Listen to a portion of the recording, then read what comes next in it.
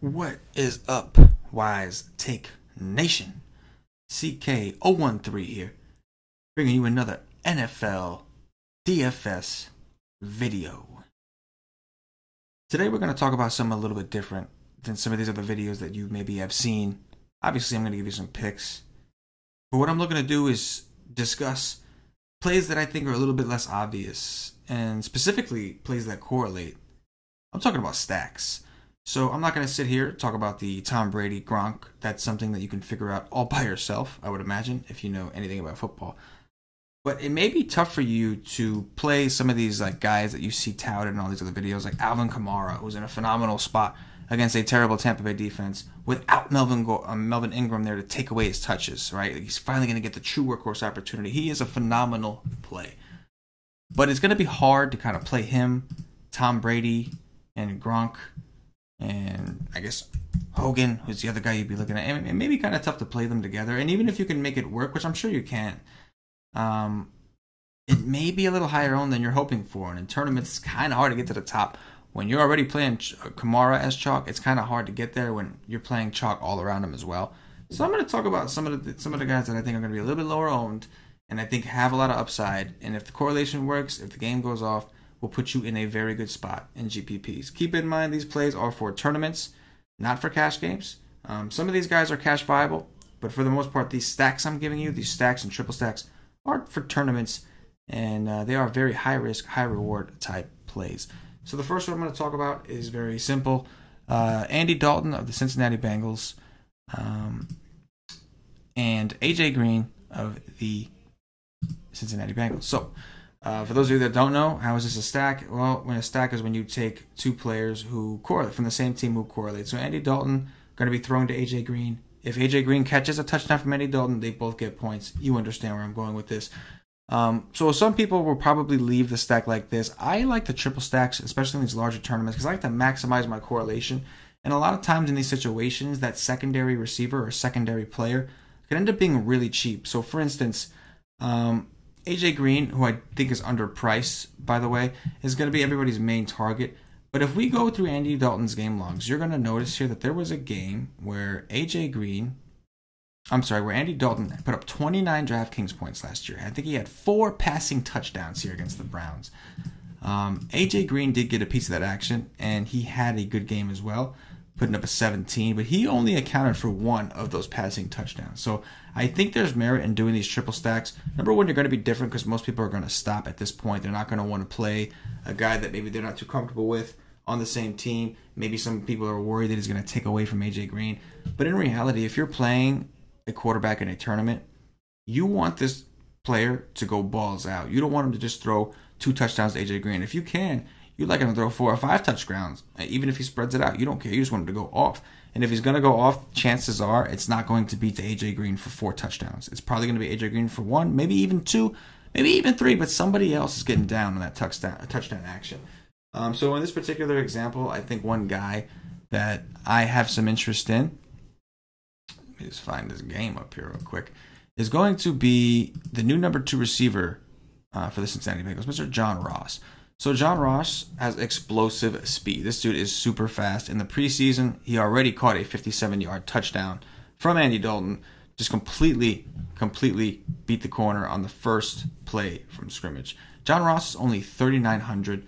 I don't think too many people are keen on him. It's really the real NFL fans, obviously the Bengal fans, who even know who he is. So at 3,900, I do think we can kind of slip him in there. And as you can see, we have a lot of salary left over. So I have the triple stack, I have the correlation. I can come over here and it's going to allow me to play some of the higher upside guys like a Kamara, like a David Johnson, without sacrificing too much salary and making the rest of my lineup suck because I have to force in terrible players. So this is one way you can go. Obviously, you can throw in Eifert, who's really cheap. I think Eifert's going to be a little bit more of a red zone threat this year. He's had a lot of injury issues, and Tyler Kroft kind of stepped in and did a pretty good job. So you should see a lot of double tight end sets, but that can get a little confusing. I think Eifert's fine at 3.4, very, very cheap. But I do think he's going to be a little more of a red zone threat, at least in the beginning. Another guy that I think you can consider is Mr. Joe Mixon, the running back. I know that some people believe that it doesn't correlate well to have your running back and your quarterback together. And in some situations, you're right. But that's more of a game flow issue. I think in a lot of ways, and we saw last year, that the game is changing, the game is evolving, and a lot of these running backs are getting a lot of targets.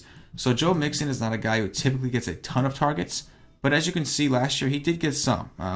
At least one a game, and in some instances up to 4. So I think it's a possibility he sees some, and all it really takes is one around the red zone for it to correlate well for Andy Dalton and him. Aside from, even if he didn't catch a touchdown pass from Andy Dalton, if the Bengals happen to go nuts, like there's a world where Andy Dalton can get 3 touchdowns, put up a massive score, and Joe Mixon can still rush for 1. So if you think a team is going to go off, their offense in general is going to go off, don't be afraid to play the running back with the stack, regardless of whether he's a pass catcher or not. Obviously, it's preferred that he's a pass catcher for the ultimate correlation, but really what it comes down to is just wanting a piece of those touchdowns and in any way possible. So I think that Joe Mixon or a lot of running backs are fine. I still prefer the John Ross move, because Ross is cheaper, and there are a lot of running backs that I think we're going to want. But I said Ross. I meant, yeah, it is Ross. My bad. John Ross. Yeah, here we go. Bam. Blah, bliggity. But that's one stack that I'm looking into. Another one that I think could be kind of sneaky under the radar is the Indianapolis Colts. So Andrew Luck coming back from injury. He hasn't played in a while. He's got T.Y. Hilton still over there in Indianapolis. And they're playing at home. So we know that in the domes, these fast receivers like T.Y. Hilton, first of all, T.Y. Hilton's home and road splits are pretty drastic over his career. Second of all, it makes a ton of sense. When you're playing in the dome, you're playing on like sharper turf, like your routes are going to be crisper and sharper. You're going to be able to run faster. There's no elements in the air, no sun, nothing like that. So it makes a ton of sense why these guys play better in the dome. T.Y. Hilton has Andrew Luck back. I do expect a pretty solid game. Andrew Luck has played well. Or at least he's looked good in training camp and all that. And I think that I expect Andrew Luck to kind of hit the ground running, man. He's a really good player. People are going to stay away from him because of the injury tags and all that stuff. But this is actually a really good matchup, man. I'm really not afraid of the Bengals defense. And I think T.Y. Hilton himself is actually underpriced. Like, I think Andrew Luck, the price is okay for the risk, the upside, all that. But for T.Y. Hilton, this just seems extremely cheap considering he's at home in a good matchup against in a situation where he has his quarterback back. So I do like T.Y. Hilton. This can be a little more murky as to who to pair him with. My favorite guy to pair him with would probably be Ebron. I think Ebron and Doyle are both options, but it did seem like in training camp that Andrew Luck had somewhat of a rapport already built up with Ebron. He seemed to trust him. He was kind of relying on him. And the Colts went out there and got him. So I do expect Ebron to play quite a bit. And at 3-3, another cheap way to go. Punch yourself a tight end. At least you're punting with correlation. And you got yourself a little mini triple stack with plenty of salary to pay up for some of those stud guys like your Antonio Browns or your Alvin Kamaras or whatever you want to do. Finally, the last one I'm going to go with here. This one is a lot more risky than those two. I can promise you that. And might get a few laughs for this one. But again, it's all about having correlation with the cheaper guys, maybe guys that can give you a better point per dollar result. If they correlate together and they happen to go off, you're in a great spot, while still allowing to plug in the easier plays, guys like your Alvin Kamaras, your David Johnsons, your Antonio Browns, etc., etc. This guy is Joe Flacco. So Flacco's kind of got his back against the wall. Lamar Jackson has looked great. They sent the message to Flacco that his time is coming to an end in Baltimore as a starting quarterback. Lamar Jackson has looked awesome in the preseason.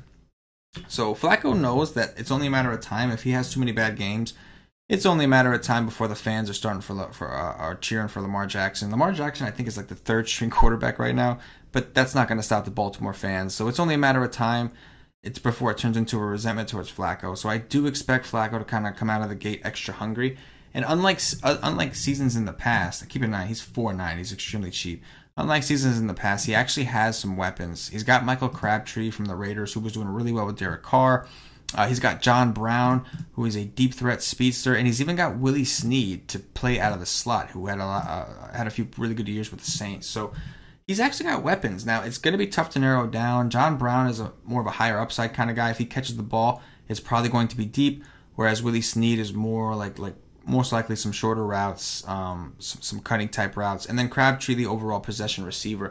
But as you can see, all these guys are extremely cheap. So it's super risky. This is a team that has struggled offensively for quite a while, but they are playing the Bills, who in my opinion are a bad defense, and they're playing at home where most teams do better. You don't have the crowd that's working against you. You got the crowd working with you. So I do like Baltimore. There's obviously some concerns that their defense does really well against Peterman and the Bills, and then Flacco ends up handing the ball off and doesn't need to throw as much. That's definitely some risk. But if the Ravens just come out swinging and they just say, boom, like we just want to score right off the bat, and they start off that first half and get you, and Flacco gets you 3 touchdowns out gate, because he's so cheap, you're in a really good position. And if it happens to be to 2 of the guys that you've rostered that get those touchdowns, you're in a really good spot. And the rest of your lineup should really be pretty easy when you have guys like Alvin Kamara and David Johnson. As you can see, still fairly easy to afford. So those are just a few tournament stacks that I'm looking into. A lot of it has to do with price. A lot of it has to do with upside, maximum correlation. And a lot of it has to do with ownership. These aren't the only factors you should be considering. If you want to learn more about DFS and how to build winning lineups, check us out at wisestake.com.